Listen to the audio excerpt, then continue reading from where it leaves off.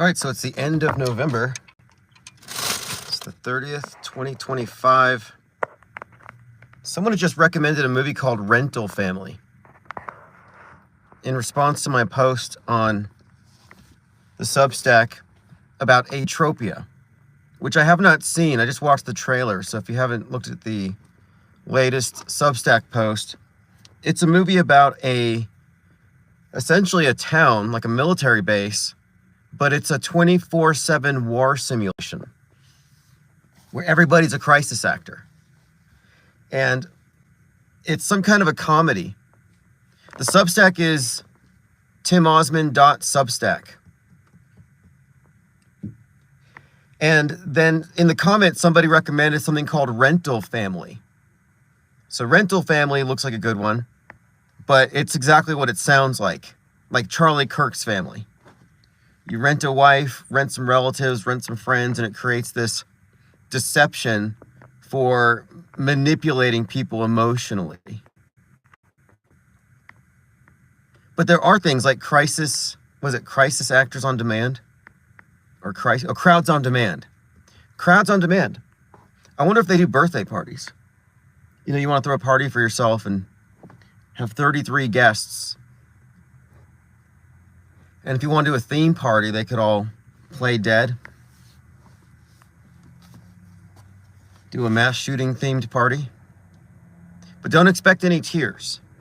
That's one thing they haven't figured out. I want to get a patent on tear squibs. You know, basically, it'd be like a little patch you wear on top of your cheek, flesh colored, and then you tap it, and it just squirts out little tears. Lack86 says, I was watching a 5-year interview with you and Jordan Maxwell. Yeah, supposedly he died. I never know what to believe anymore. Jordan Maxwell is very interesting. He's the one who really got me into looking at the symbolism of Saturn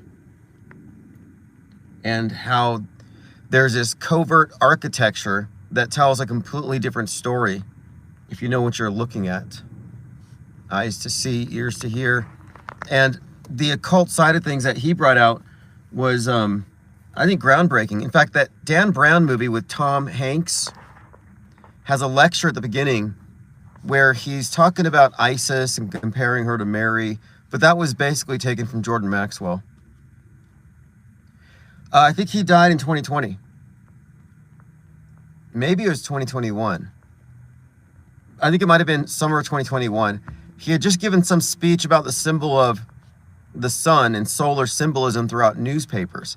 And he made the point for news as essentially being the point of view of Caesar or the elite. And it kind of makes sense to me. I've been describing news as the New Testament.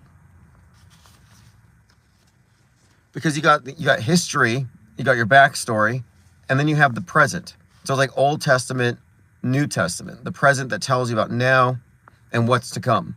And that's the News Testament, because I do consider media to be the de facto world state church, complete with myths, martyrs, and miracles, performed through the PSYOP entertainment complex.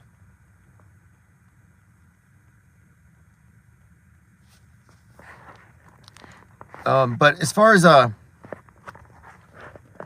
present news goes, we're talking about these movies because we're like The Village, The Truman Show, and now we got to watch Atropia and Rental Family, because movies are a great way to conceptualize things when we want to discuss whether or not something is within the realm of fakeability.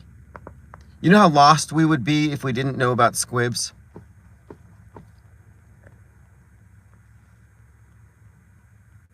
If we didn't look at special effects as intrinsic to news. And things have evolved quite a lot. I mean, when I talked to Jordan Maxwell, I was working with Dark Matter Digital Network, and that's all paranormal. And that didn't work out for a lot of reasons. I don't think there's really a huge market for it unless you're endlessly entertained by people talking about lights in the sky.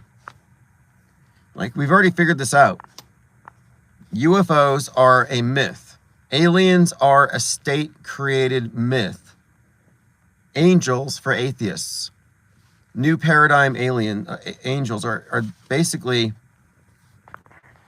what aliens are in both their aspects. You know, sometimes they're demonic, sometimes they're elevated, enlightened beings. And we often discuss this because, like everything fake, there's a dual interpretation for it.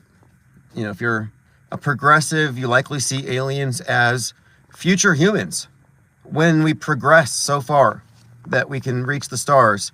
And then the more traditional minded will see aliens as part of a deception by the deep state to Project Blue Beam us into compliance for the New World Order. And they're probably demons, like the one that got into bed with Tucker Carlson and his dogs and his wife. By the way, Project Bluebeam is got to be it has to be a red herring, because the idea that they could put something in the sky that would convince us that we're being invaded or something, I don't think so. You know, I think they commercialized the drone tech because it's had no application for psyops, because they're not merely going to convince us by our eyes, which you could easily refute. They've already got us mentally. We are internalizing illusions all the time. There's no reason for a spectacle.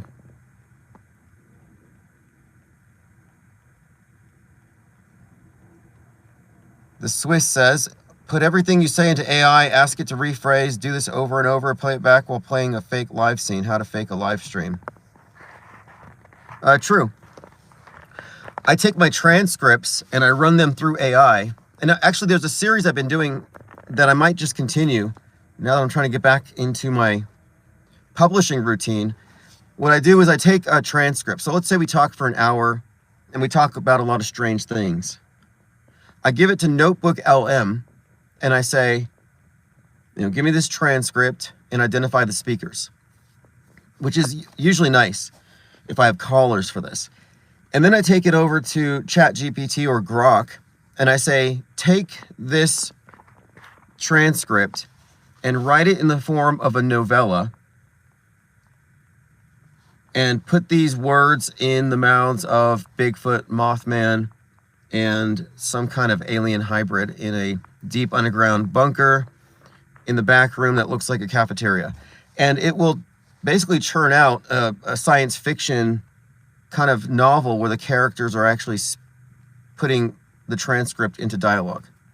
So I did a series like that, thinking it's very easy to take a podcast and turn it into a short story and get these ideas out in fiction.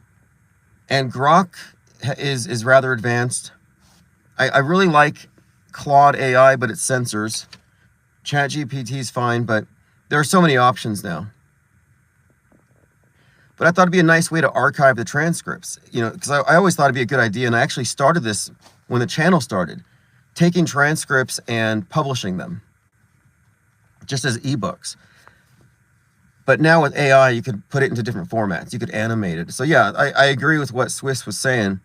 You can, it's not even recycling. You can repurpose your content into different formats. I often do anyway. I'll say, give me the top 5 talking points and a quote associated with each one. And I throw these into a Word document. And over the various live streams, I end up with 20, 30, 40 pages of content I can repurpose into blogs. People who are anti-AI or who are still scared of it are basically dinosaurs right now. Things are moving way too fast to be a laggard. Like, I'm ready for my Neuralink. I'm ready for my implant. You know, they're going to get rid of phones. You're not going to be carrying a phone in the future. I'm not sure what it's going to be. I don't know if it's going to be something implanted or some kind of wearable and I don't know. But these won't be a thing for long. All right, let's see. We were talking about, oh yeah, Atropia, the town where they simulate war. I think that's kind of interesting, the idea of a 24/7 war simulation where it's just a big movie set. I mean, that's what is a drill if you think about it? What is a military drill or a mass casualty drill? It's really just like a movie. It's a performance, it's theater. And what we're looking at here is how theatrical productions are grafted onto our timeline. You know, lies. A lie is a fictional situation inserted into somebody's timeline by a liar. You know, and it's really about internalizing what you were told and just accepting it as true. And what we're looking at with psyops are beyond PR stunts. We're talking about significant historical events that are lied into existence through the medium of news media. And it's more sophisticated and harder to explain away or dismiss than just, quote, predictive programming, which is obviously a part of the standard way of presenting these fake events, because it's predictive, it's concurrently released content at the same time, and then it's reinforced endlessly as though it's true from all of the accepted perspectives. So essentially, they are able to prepare us for fake events, execute them in a totally controlled media echo chamber, and then they reinforce them endlessly, and then these lies are collectively accepted as real. Napoleon Bonaparte is credited with having said, "History is lies agreed upon." And I would say, well, why isn't that true for news?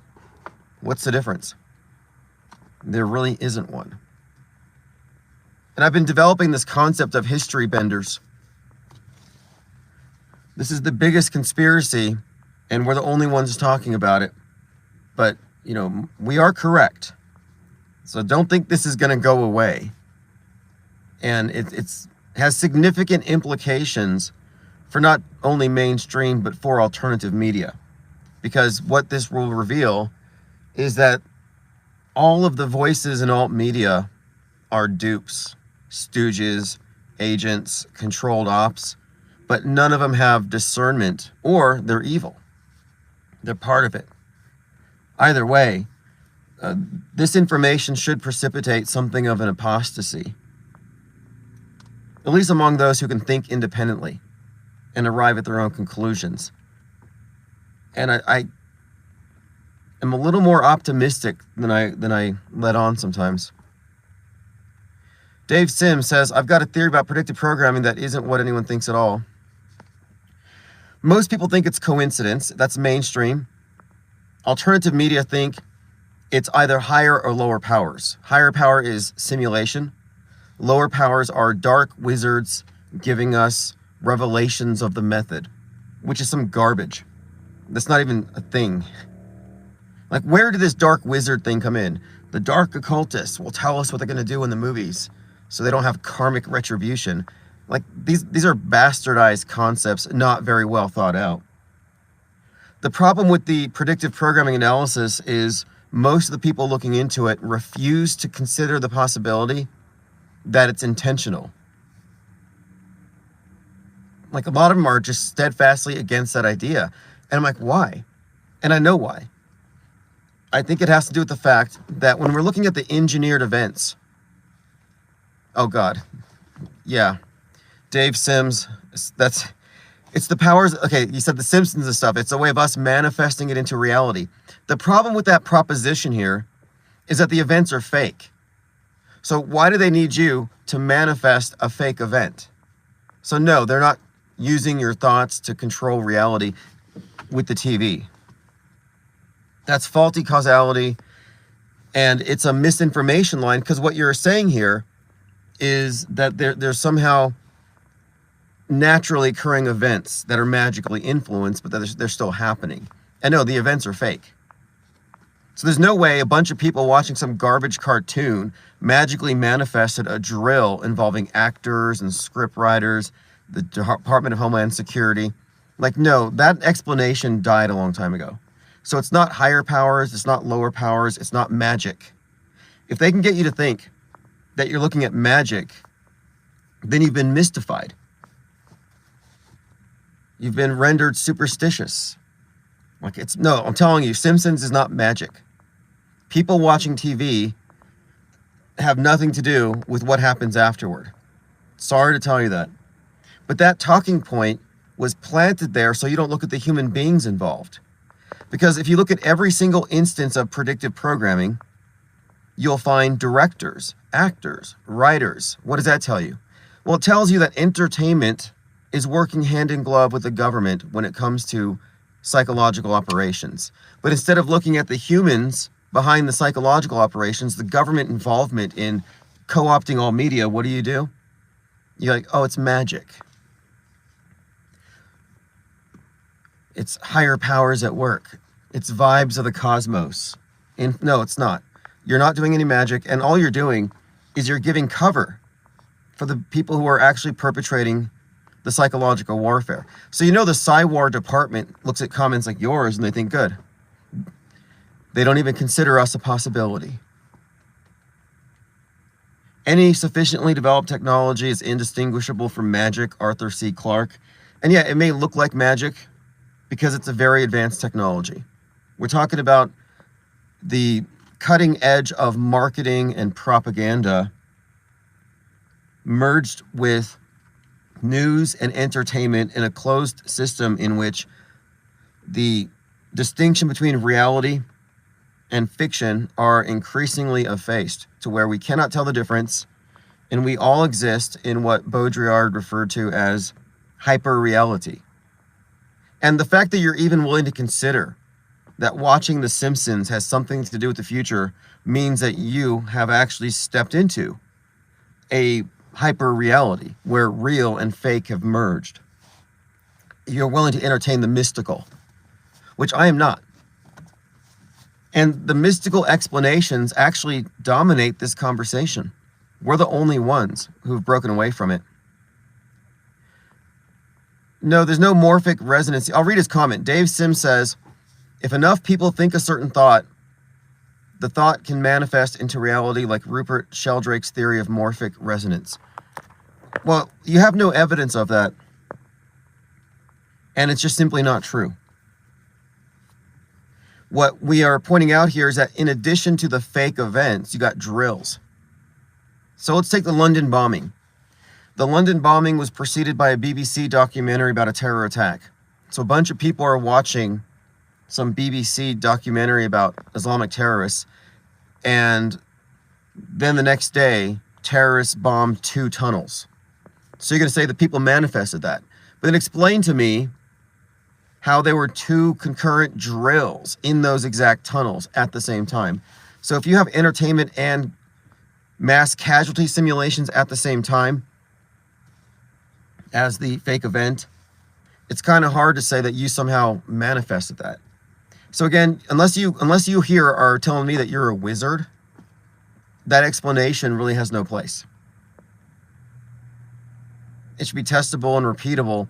But again, any sort of explanation for what we see in the world as being magic or mystical in nature is actually concealing a fact-based assessment and what that would reveal. So our fact-based assessment, our empirical research, suggests that no, we're just looking at simulated events. And what you're seeing when it comes to the predictive stuff is a form of product placement, conditioning.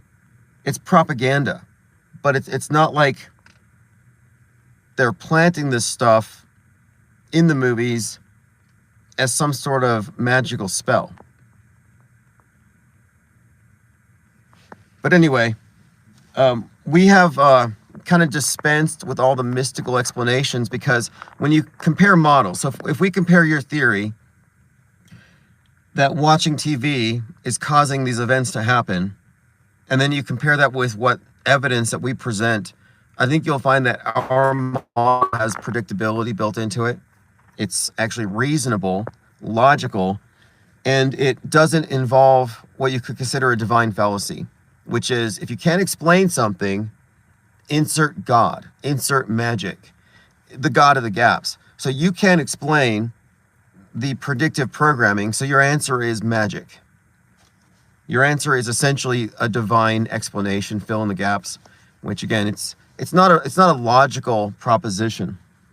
It's actually cliche at this point.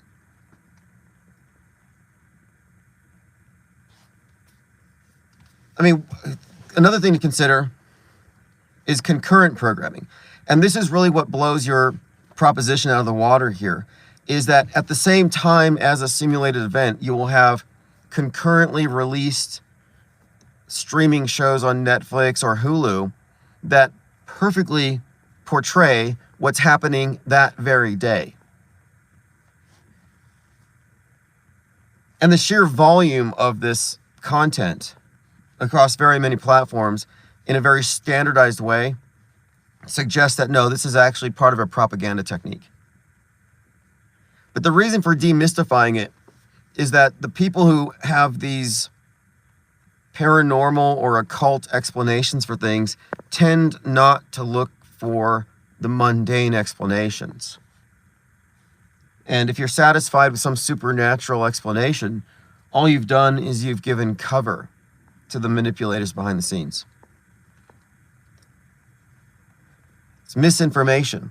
It's the reason why I've been calling out all those people who do gematria and numerology. So a lot of Christian truthers use number magic, occult numerology, to decode the news. And what they do is they fallaciously arrive at these connections between events that not only don't make sense, but for these to be intentional, it would require some supernatural entity. So there's a lot of people who want to mystify and add supernatural elements to a conversation about propaganda. And I really advise against that. When we were criticizing NASA, the conversation was drowned out by people who insisted that the response to media fakery with NASA is to crack a Bible. And so you had these Bible-thumping flat earthers who rejected science and decided it was less critically important to look at media fakery and more important to recite Bible verses. I was like, wow, what a bit of cognitive sabotage, where you take a growing body of skeptics critically analyzing an element of government media, government-controlled media, and they get stuck in ancient scriptures. Like, it was actually a very effective operation. And I guess the money ran out on that psyop because you don't see any more flat earth preachers anymore. What's up, Diana Southard? Thank you for joining. But, it's good to bring these things up because not everybody's up to speed. So again, predictive programming is not magic. It's not wizards. It's not a simulation. It's actually just government. The same people who fake the events are involved in all of the entertainment programming that support the events. No, Dave Sims, look, we don't have room here for people pushing mysticism. So I'm sorry to take your wrench. And then this morning I had to ban a guy who was insisting that false flags are real. It's like, no, there aren't any false flags. False flag theory presumes the events are real. False flag theory begins with the premise that somebody got terrorized, somebody got killed, someplace got shot up.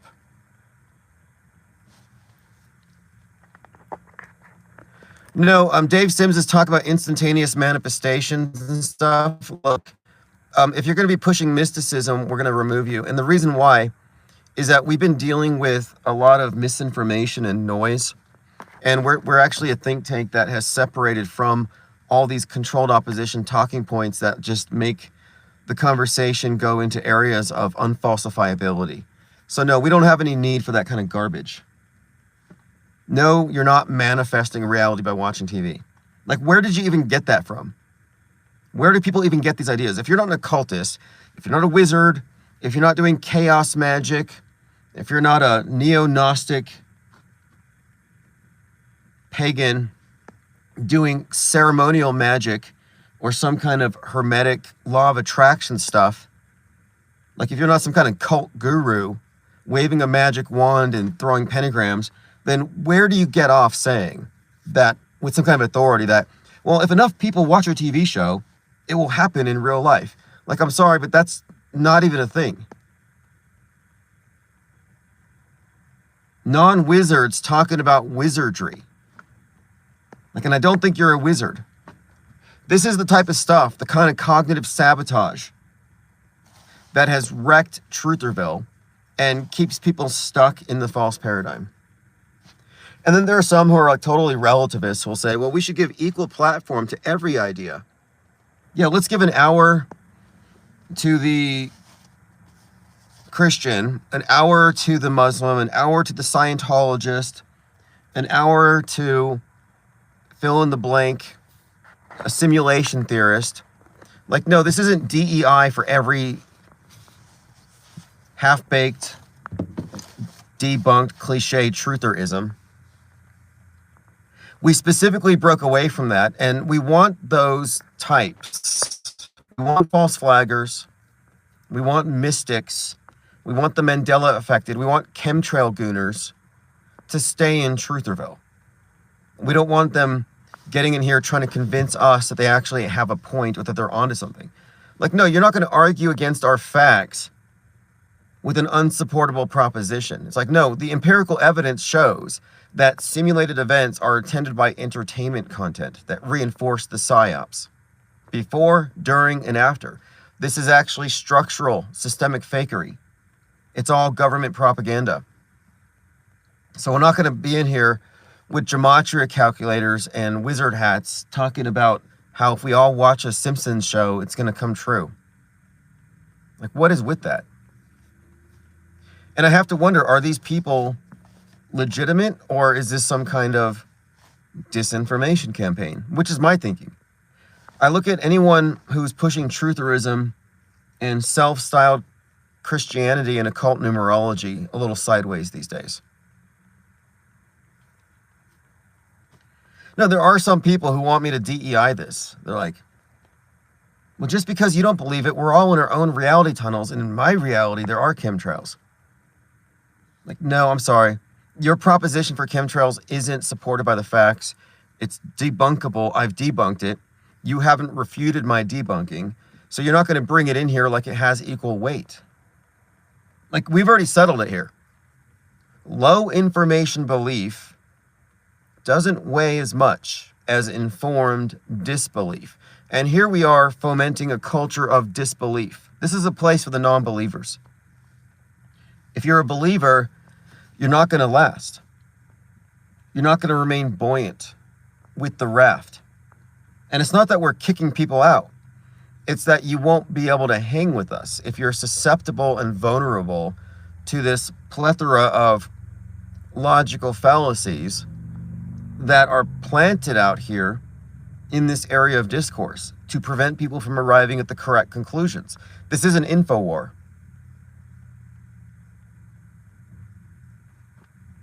You know, we're not looking at some neutral terrain. You know, this is a heavily contested area, and we're watching real time the propaganda war targeting the demographics that it's meant to influence. We're watching people being Pied Pipered by breadcrumb dispensing conspiracy theorists who are totally planted there for the purpose of mass misdirection.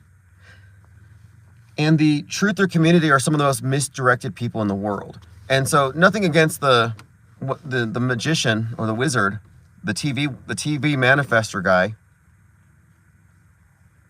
but his take on propaganda in the movies is completely off, and it was planted there by agents in place.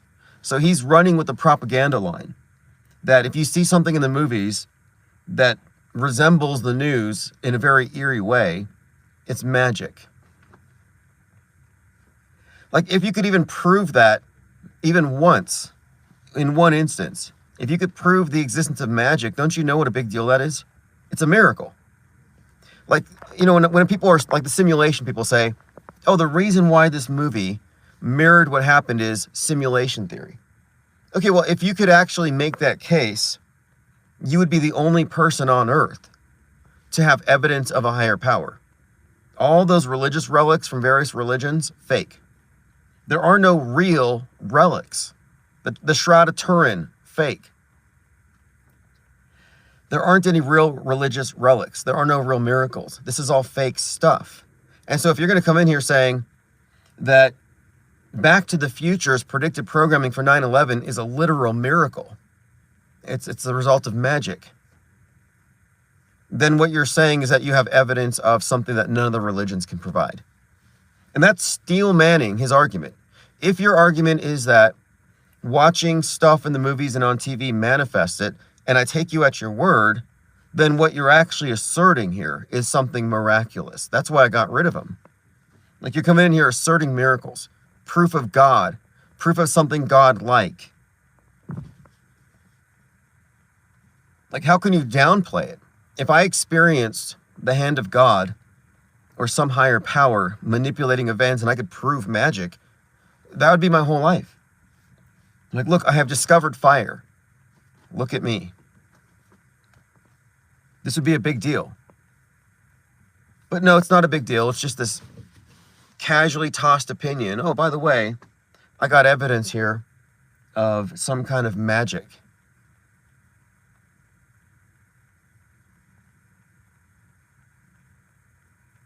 Lord Laney says, those are the kinds of people that say, I am Charlie Kirk. Yeah, there's a lot of those, what do you call them, Kirkites? Kirkianity. And you know, the cult of Charlie Kirk is all astroturfed. Like, at the end of the day, nobody really cares. They only knew who he was because of South Park. Oh, by the way, speaking of South Park, if you didn't know, episode 330 has the Charlie Kirk-like character who is asked a question related to trans by this character who looks just like the person who was asking a similar question of Charlie Kirk. And then the Kirk-like character gets shoved off of his stool and he falls down to the left, just like Charlie Kirk. So more layers to that one.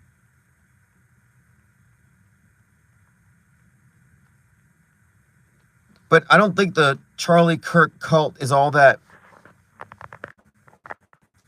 popular. I think it's a lot of hype. You know, I see Jack Posobiec every day. He's like, I wonder what Charlie Kirk would be eating for breakfast today. What did he like for Thanksgiving today? And a lot of people are really kind of mad because he's got a book called Stop in the Name of God. Yeah, you know, like, I mean, it works for other death fakers in other industries, like rappers. But apparently it works for authors. Charlie Kirk's new book is now being pushed, and it's about to come out. And Erica Kirk is still out there on the speaking circuit, and she comes out with Kleenex crying every time. Like, that's such a huge joke. And her fans are in the comments, and they're like, oh, she's at that stage of grief now, where now she just spontaneously cries. Like, they're constantly making excuses for this terrible crisis actress. I mean, I cried at Charlie Kirk's funeral because her acting was so terrible. That's the reason I cried. Yeah, Diana, Tupac. Yeah, death faking rappers. I mean, that's just an industry hoax. It's a good way to sell records. Although, I don't know. I mean, it does give you a lot of attention, but I think there are better ways. Like these people who set themselves on fire to draw attention to their manifestos. It's like, you know, once they put out the fire, like, nobody cares. These manifestos don't go anywhere. They don't change anything. Matthew Perry and Sinead O'Connor both wrote books about a year before they died. Interesting. Yeah, you know, it makes sense. Like, if you're done being a public figure, you want to go undercover, you want to live in peace, and let your image, let your icon kind of just live immortal, I could see it. I could see the incentive to write a book, and go off to Crisis Actor Island. The reason why Erica Kirk is having a hard time crying for Charlie is that they're not really married. They're not really in love. Those kids are fake. It's a rent-a-family. Like that new movie, Rental Family. That's a rental family. I mean, the case has been made. Given that every indicator is that the script for the CK assassination was written in the mid-90s. And we determined this by examining the common denominators in the predictive programming leading up to the event. Earliest instance being 1998. And it's very consistent. In fact, what's funny here, see, one of the examples is episode 33 of Thought Crimes. Charlie Kirk is talking to a guy named Tyler Boyler. So Tyler is like the director of operations at Turning Point USA. And there's a couple of individuals there. There's another individual who apparently co-wrote Mind Wars with Michael Aquino, the leader of the Temple of Set, who wrote that book on psychological warfare. I mean, very interesting group of people. But the director of operations at TPUSA is being accused of embezzlement going back years. So this all looks shady because he's betrayed Charlie Kirk. But his name is Tyler. And this is the guy who on episode 33 of Thought Crimes was talking to Charlie, who said that Charlie's like, yeah, I love the idea of televised executions. And then Tyler says the last televised execution was September 10th, 77 in France. So you get the date, September 10th. You get execution. Of course, guillotine is kind of inferred there. And then you got the name Charlie, and then you got the name Tyler in the equation here. So it's a very consistent thing.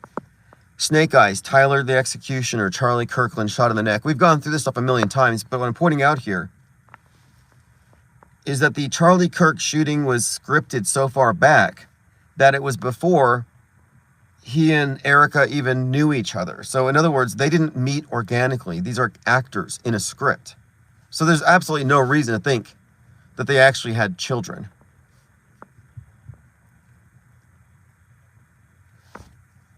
Andrea says, both books soared to #1 right after. Same with John Lennon. His newest record is Tanking. He shot 3 weeks after it was released and hit #1. Good technique. Does it still work for artists? I think there was a story by the author of Fight Club about this guy who was killing artists and cashing in. I gotta dig through my books. Ryler says, was John Lennon Steve Jobs? You know, when I look at these things, it's not just about looks. You got to analyze the voice, timelines. And also, is there some kind of narrative thread that connects the two? So Apple Music, Apple. And if you look through the trajectories of their lives, there's usually a continuity that makes it seem a bit more credible. But I don't know. There's this funny thing that happens when you put two faces side by side. You know, because the way animation works, and comic books, comic strips, cartoons, stop motion animation, is that you're given a sequence of images and your imagination supplies the transitions. So you're unconsciously merging the two. And I think when people put these images of this person A is also this person B, if they're reasonably close, your imagination could easily, just by training, just by habit, see it. Oh, I can see it. Well, it doesn't mean it is it. So you have to look at the bigger picture.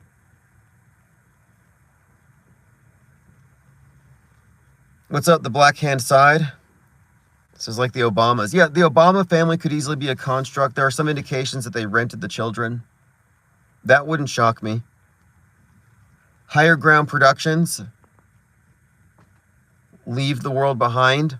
You know, Leave the World Behind is an anagram for Behold the End War Live. And one of the main characters, his name is Rose, who's based on Donnie Darko, who's based on Donald Trump, goes into a bunker at the end of the movie before the nuke. And she's watching the last episode of Friends. But the implication there is in a bunker watching the end on TV. I think we have some geese flying over. Yeah, I think there's some weight here to be attached to the Rush Limbaugh, Jim Morrison thing. Even the wives. There's quite a lot there that I think connects them. I think it's convenient that Rush kind of stepped off the stage in the wake of January 6th.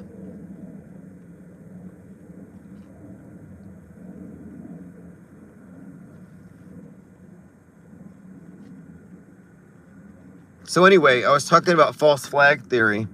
This guy's in my chat on Substack, and he's like, false flags are real, bro. And I'm like, no, they don't kill people in PSYOPs. And he's defending the proposition. He's like, no, they do. They sometimes do. And I'm like, well then, what's your evidence other than you saw it on TV? And a lot of people are startled because they think that because they don't believe mainstream, they somehow have obtained a truer account of things. But the facts are that alternative media is part of a duopoly. Okay, Rush Limbaugh had a drug problem. I heard about that. You know, Rush's nickname was Rushbo. And Jim Morrison had a nickname when he was doing drugs. He had this drugged persona, which he called Jimbo. And then you got the Golden Mics.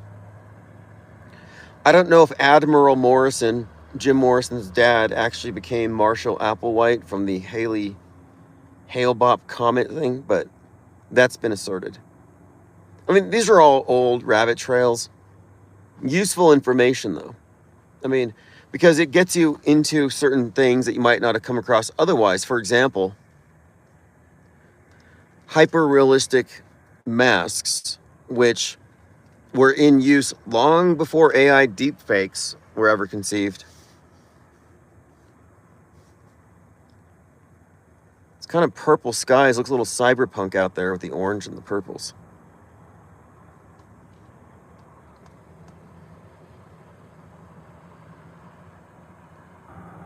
But fakeability is a huge thing to consider with everything. Was Dave Koresh real or entirely fake? Yeah, okay, so the Branch Davidian thing, I have a ton of reasons to call that fake. Not just the fact that he was believed to be Jesus by his followers, was incinerated at 33, or that Alex Jones rebuilt the Branch Davidian compound church. Alex Jones was radicalized by that. That's where the whole gun grab thing came from. They're going to take our guns. Timothy McVeigh was radicalized there. And he did the Oklahoma City bombings, fake, on the anniversary of the Branch Davidian thing. And then, of course, McVeigh was inspired by the Turner Diaries. And the Turner Diaries has the turning point when the leader of the white nationalist resistance martyrs himself. So the martyrdom of the leader of the org is called, quote, the turning point. Turner Diaries is based on the first-hand account of the New World Order takeover. It's fiction, but it's read by the protagonist. I think his name is something Turner. Is it Ed? It's not Hell. It's not Nat. But anyway, the author of the book, Andrew McDonald, I think they said, but was born on 9/11, 1933. But you get into it, and what you see here is that McVeigh is a construct. Alex Jones is a construct. So the chance that Dave Koresh isn't a construct is very slim. And on the anniversary of Koresh's immolation, Trump was in court, and Maxwell Azrello goes outside the courthouse and sets himself on fire next to a hot dog stand. And CNN is standing out there like, yeah, we can smell the burning flesh.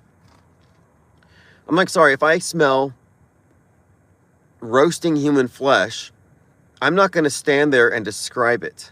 I'm going to get a little further away from it so I'm not inhaling somebody's body. Was it Earl Turner? Okay. I have the Turner Diaries on Rumble.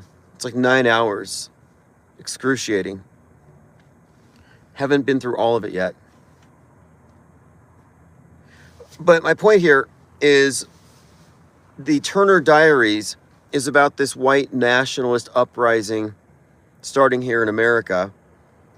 And Turning Point USA, as I said when I first noticed it, I said, wait a minute, is Turning Point USA going to platform the Turner Diaries? Which they have done. And immediately after Kirk's death, the talking point was, this is the turning point. We're going to save the West from the libs. Oh, but back to Tyler. So the guy named Tyler, the director of operations at TPUSA, is now being accused of embezzlement, multiple years of embezzlement. So what are the odds that a guy betraying Charlie Kirk is named Tyler? And this is the guy who was talking to him about the execution on September the 10th. Again, Tyler Robinson. So it's another Tyler. Then Erica Kirk is in that music video.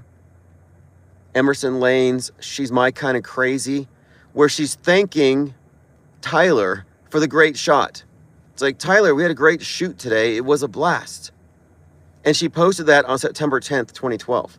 So exactly 13 years before the execution, she's congratulating Tyler on a great shoot. Adam Nover says, any thoughts on Sabrina Wallace? Is Sabrina Wallace the one who talks about like nanobots taking over our minds, or something about government surveillance and how we're hackable animals? Is that the one? Is that the one you're talking about? Or am I off? Because I seem to remember some lady on Twitter. She's got glasses, and she's always ranting these really detailed expositions. Okay, is that the one? Yeah, W-Ban.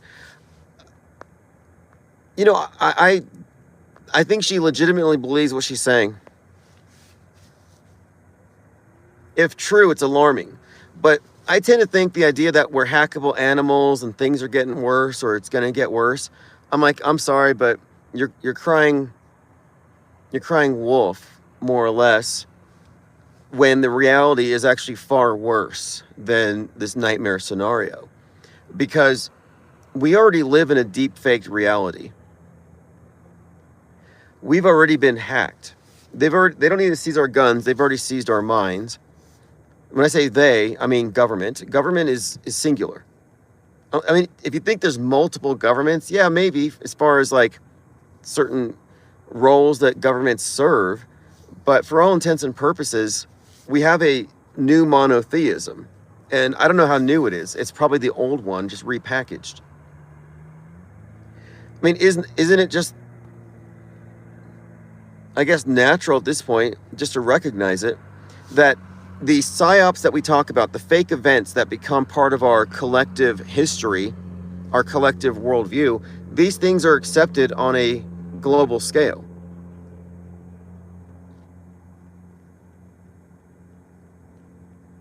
There's no internal disputes. It's not like Russia's like, yeah, America fakes the space station, it's a joke, and the Chinese space station, the Timu space station, is even worse.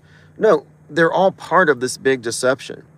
And this big deception is worldview warfare. And it goes from the world itself, like cosmography, down to the street level world events. But the fact that there's no disagreement between governments on that level says, no, they all agree on psy-war, that we're in this global psychological warfare. And the masses have been utterly subjugated, compartmentalized. We're in this de facto mass cult, doomsday cult, no less. I mean, if you're paying attention to the science and to politics, you would walk away saying, yeah, we're in the end times. And 2020 revealed that it's global. There's no resistance against it. You don't have any heroes on the world stage. No saviors, no heroes, no truth tellers with big platforms. I mean, tell me, if you think there's a truth teller with the big platform, when it comes to media events, I'd like to know.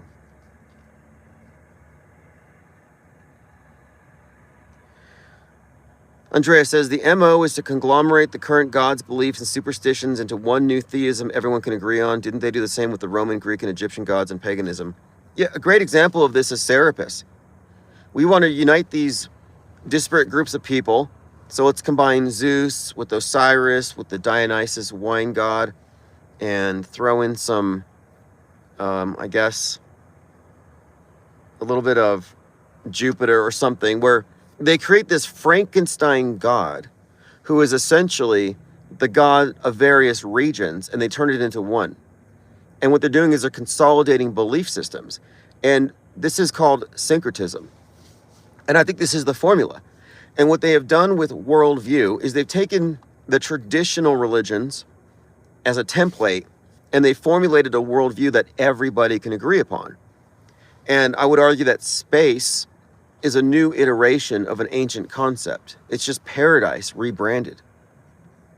So no matter what religion you're in, you might be a Mormon hating a Christian, hating a Jew, hating the Muslims. So you're in this circle of hate, the circular firing squad of religious nuts, but you all agree on outer space. I was surprised Iran when Iran had when they opened their space program. I was like, well, traditionally, they throw rocks at the symbol of the obelisk because they know what it is. But now they worship a burning obelisk sent up into the fake heaven. Adam says, so knowing everything is part of the matrix, how do we respond without blackpilling? Well, blackpilling is not a logical conclusion because blackpilling is based on the presupposition that all these fake things are real. Like, oh, we're going to get nuked, we're going to have fallout, we're going to die of pandemics, AI is a demon, they're going to inject nanobots and control our minds, open borders, the whole global homogenization nightmare scenario is seen from the right. Like, that's the black pill. But if these things aren't real, the thing that you do is you detach. You go off the grid. And going off the grid isn't getting into a bunker with storable food items, a gun, and a Bible and waiting it out, watching 17 seasons of Friends. Going off the grid is mentally detaching. I think we have to approach this as Gnostics. We have to approach it. Gnosticism is something of a black pill religion in a way. It's a recognition. It's the acceptance of the deception. But it's not really black pill in the sense that you're detaching from it, recognizing it as illusory.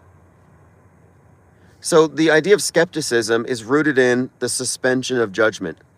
And the original skeptics referred to this as epoche, which means suspend judgment. And they said that the practice of suspending judgment on routine matters when it comes to things you cannot verify led to peace of mind because people were no longer plugging into rumors, into unverifiables. So if you detach from the things that you can't verify, if you don't react to the headlines, you cease to have these constant reactions, then you get out of the mind war. Well, I mean, peace of mind is the byproduct. So it's not a black pill, it's peace of mind. War is peace. Orwell called it correctly. We're in a state of global war all the time, but it's a mind war. It's in our heads.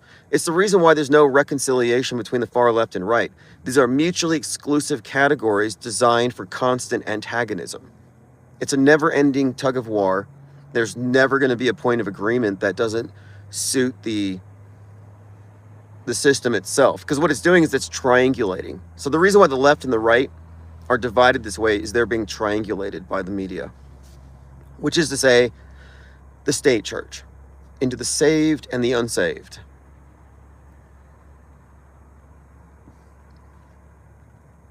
But Gnosticism is the recognition that the world deception is there to cut you off of your intuition and soul. It's a trap, and it's built on lies. It's a deception.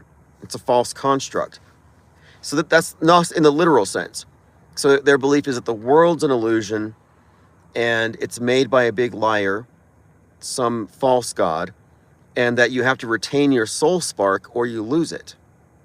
Well, you can look at that as very much a metaphor for the mainstream media false paradigm, and how if you're plugged into it, you may live an inauthentic NPC life. But stepping out of it, like the Gnostics, you can't leave the world just because you realize it's a facade and some vast soul-sucking vampiric system. But by detaching, you remove its power over you. And I have not been triggered by the media in a long time. Mass media has no power over me. They could nuke Seattle tonight, and my pulse isn't going up. I'm no longer reacting. But the original skeptics, beginning with Pyrrho, the process was said to lead to a peace of mind, tranquility, quiescence. They called it ataraxia. That's the state of mind skepticism leads to. Peace of mind. So again, I don't think it's black pill, and it frees up bandwidth. The reason why I'm not exhausted following news closely, following all these pundits and podcasts and watching the ideological warfare, the reason why I'm never exhausted or bored and I don't need to take breaks is because by unplugging from it, I've increased my available bandwidth. By reducing my emotional engagement, I'm detached enough to process things rationally, parsing the facts as they arrive, instead of fighting over the version that suits my confirmation bias. A lot of truthers are set on their opinions, and then they cease looking for new facts. Deprogrammed Truther says, my first live back from Thanksgiving. Luckily, the PSYOP team's got the holiday off. Not really. If you look at the National Guard shootings and the proposed escalations, that's kind of the big PSYOP of the weekend. There was a shooting in Stockton, California, a birthday party. I believe 4 children and 16 adults were shot. I think some of the children died. But you're not going to hear about it because it's real. You're not going to see crisis actors or agendas. It's going to be minimized by the media.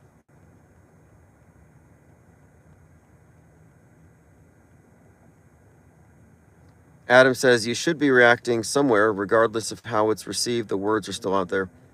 Well, there's 2 ways to approach it. You can react or you can respond.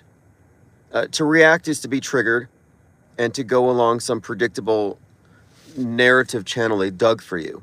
To respond is to wait, suspend judgment, get more facts, look at the wider media ecosystem and determine if it's real or not according to your own judgment, and then issuing a response. Generally something along the lines of fake as fuck. Or maybe real. But the immediate reaction is always going to be low information. Low information belief is bad. Low information disbelief is bad. It looks fake, so it's fake. Not good enough. It looks real, so it's real. Not good enough. Good enough is, I'm going to wait till I get all the available facts, and based upon my experience analyzing events, I'm going to compare it to those, and we're going to arrive at the best possible conclusion, which may even be something along the lines of, I don't believe it's true because of these reasons. Informed disbelief, which is better than agnosticism because you're confronting the known unknowns. We're recognizing the limits of what can be known, and we're not reflexively taking sides.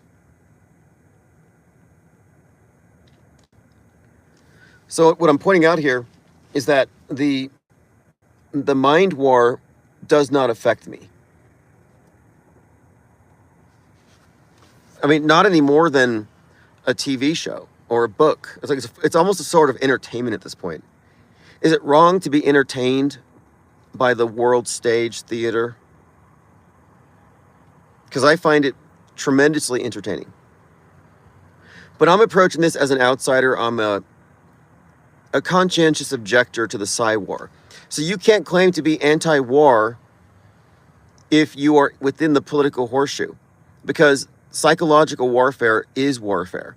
The supreme art of war is to defeat the enemy without drawing your weapons. And this is all the Machiavellian, Sun Tzu, the art of war, the enduring texts on war and war manuals have all raised the point that deception is how you truly conquer a group of people, the human population.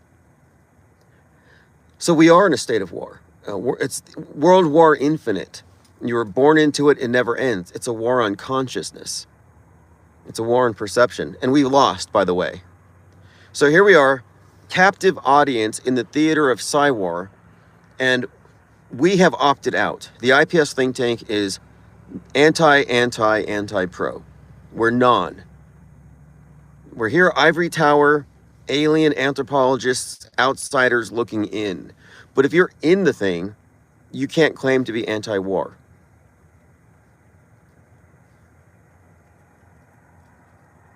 It's a lose-lose proposition because it's a duopoly. It's a false duality. It's a distinction without a difference. But yeah, I mean, we've already lost. I mean, there's no reason to have any false hope like InfoWars, you are the resistance, we're going to stop the New World Order. No, the New World Order was already here. It's the old world order. They're just updating it, new iterations. They're infusing it with science fiction themes. They're universalizing it. They're stripping away the traditional symbolism and myths and replacing them with new ones that are universal. This is why you see so many heroes in movies that take on Christ-like characteristics. They use the iconography of Christianity and solar saviors. They infuse the mainstream heroes with these archetypes and symbols because media and the movies, the entertainment industry has replaced the role of religions in providing the mythos, the myths for the people. That's why you got miracles all the time with space.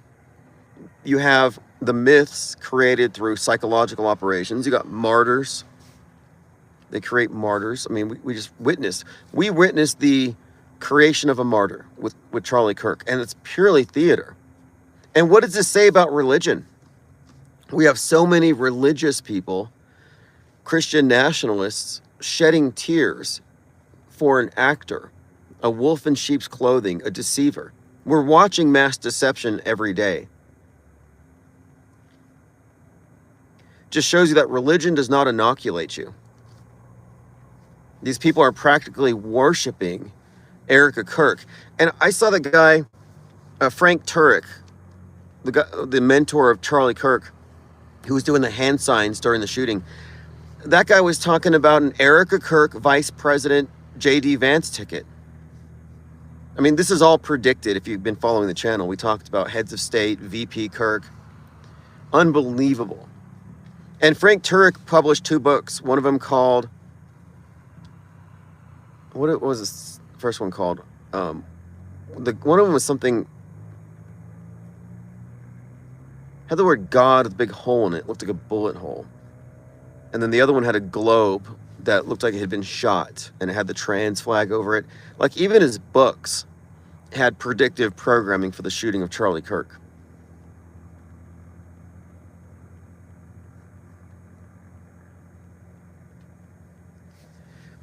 But what we have done here is we have recognized and defined what media actually is. And the truth community, the conspiracy theorists, are actually part of it. They are the controlled opposition. They are fighting in the info war against their own interests. And you know, I'm not afraid to tell them that. It's not to be rude, but like if you're anti-geoengineering, maybe you think you're fighting the power by shouting at clouds. But I consider you controlled opposition to left-wing climate change activists. And you're part of a Hegelian dialectic because you both agree that the earth is suffering from an affliction called man, and man must therefore be regulated. You just disagree on whose fault it is. Do you blame the private sector or government? But I've given up on the idea of waking people up. That's not what we do here. If somebody's going to hold fast to any of these orthodoxies in Trutherville, leave them there. Let them defend their chemtrails, their Mandela effects, their magical thinking, their mysticism. Let them stay in the dark. The only people that we need to form this third branch of media, it's not even a third branch because we're not breaking away. Although it is something of an exodus, but it's completely separate. It's a separate point of view. And our point of view looks at media holistically. And we look at the timeline and the long-term effects of media fakery on our shared history and how that becomes our worldview. And we're getting deeper into it, recognizing that the fake or staged simulated events that they graft onto our history are decades in the making. So we're looking at a level of engineering, of manipulation, or manufactured history.